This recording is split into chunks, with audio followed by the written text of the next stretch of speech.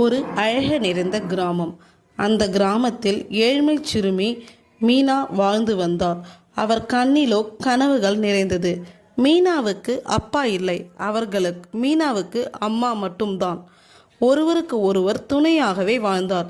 அம்மா தினமும் கூலி வேலைக்கு சென்று குடும்பத்தை நடத்தினார்.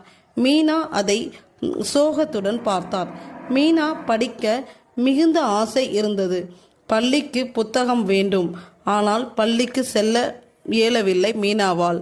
ஆனால் பணமும் இல்லை, புத்தகம் வாங்க முடியவும் இல்லை என மனம் உடைந்தார் மீனா.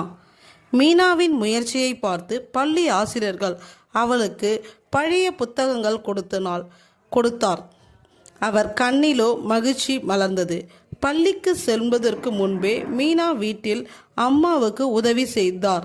அவளுக்கு சிறிய வயதிலே பொறுப்புகள் அதிகம். புத்தகத்தை மார்புடன் சுமந்து அணைத்து கொண்டு மீனா தினமும் பள்ளிக்கு சென்றார். அவர் நடையிலோ ஒரு நம்பிக்கை இருந்தது. வகுப்பறையில் மீனா கவனமாக படித்தார். கடின உழைப்பாளி, ஆசிரியர்களிடம் அதிக பாராட்டு பெற்றவர். ஒரு நாள் அரசு உதவி கிடைத்தது. அம்மாவின் கண்ணில் மகிழ்ச்சி கண்ணீரின் மகிழ்ந்தது. மீனா நல்ல மதிப்பெண் பெற்றார். அரசு சான்றிதழும் வாங்கினார்.